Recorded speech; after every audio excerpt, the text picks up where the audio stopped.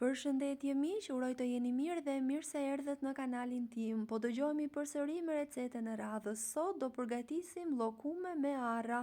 Përgatiten lehtë në shtëpi me disa sekrete të vogla.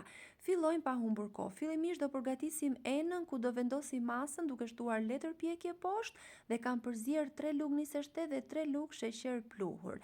E pudrosim mirë dhe e lëm me një anë pasi na duhet gati menjëherë në fund. Pastaj do filloj me shërbetin. Kam përdorur 700 gram sheqer dhe 400 ml ujë. Do ta vendosim të ziej, por jo të vloj. Do ta lëm në zjarr mesatar derisa të formohen këto bulzat e ujit, nëse mund t'i quaj kështu, ja kështu. Deri në këtë pikë do ta lëm shërbetin. Ndërkohë kemi përgatitur 100 gram niseshte dhe 100 ml ujë. Do ta përziejmë shumë mirë me kujdes pasi në fillim niseshtea bie në fund, ngurtësohet, por duke e përzier shumë mirë derisa të bëhet një formë një masë e një trajtshme, pasi kur ta shtojmë tek shërbeti, duhet e gjithë masa, pra duhet mos jetë niseshte, mos ngel niseshte në fund.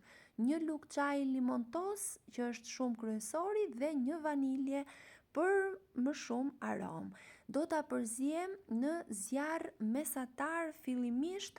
Këtu fillon puna e vërtetë e llokumeve, pasi që nga ky moment duhet të qëndroni gjithmonë aty duke e përzier. Do ta përzijem në zjarr mesatar derisa të trashet masa. Pasi trashet masa, përzierja do të bëhet në zjarr shumë të ulët dhe do bëhet vazhdimisht duke e përzier në këtë mënyrë. Keni kujdes mos digjeni këtu dhe do vazhdojmë përzierjen për rreth 30-35 minuta. Ndaj ju duhet pak durim dhe do shihni që dal nga dal masa do filloj të bëhet kështu fije, pra penj, nëse mund ta quaj kështu. Deri këtu jeni okay, kështu që duhet vazhdoni ta përzieni. Dua t'ju kujtoj se nëse jeni ri në kanalin tim, ju ftoj të hidhni një sy recetave të mia dhe nëse ato ju pëlqejnë, mos harroni të bëni subscribe dhe të shtypni butonin e ziles.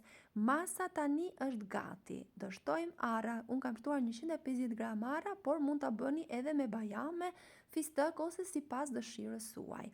Masën do ta vendosim tek forma që përgatitëm në fillim. Do ta hapim shumë mirë në sipërfaqe dhe lart do vendosim pjesën e mbetur që kemi përzier me sheqer pluhur dhe niseshte, duke hapur shumë mirë në të gjithë sipërfaqen. Dhe do ta lëm për disa orë derisa të mpikset. Mund ta lini edhe në frigorifer.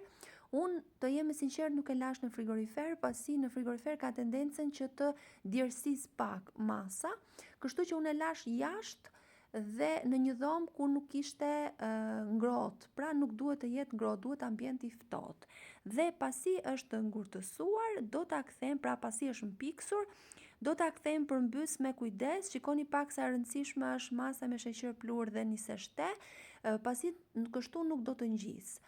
Do ta presim me shumë kujdes në mënyrë që të mos ngjisë, prandaj masa e sheqerit dhe niseshtes duhet në sasi të madhe, në mënyrë që të mos ju ngjisë thika.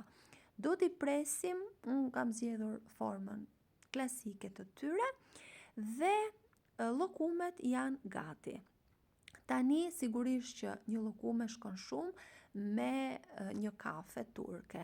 Unë do ju sugjeroj që nëse nuk e preferoni vaniljen, mund t'i bëni dhe me aromë trëndafili ose portokalli ose sipas dëshirës suaj. Si ju duket si recetë, pres me padurim për shtypjen tuaj në koment. Faleminderit.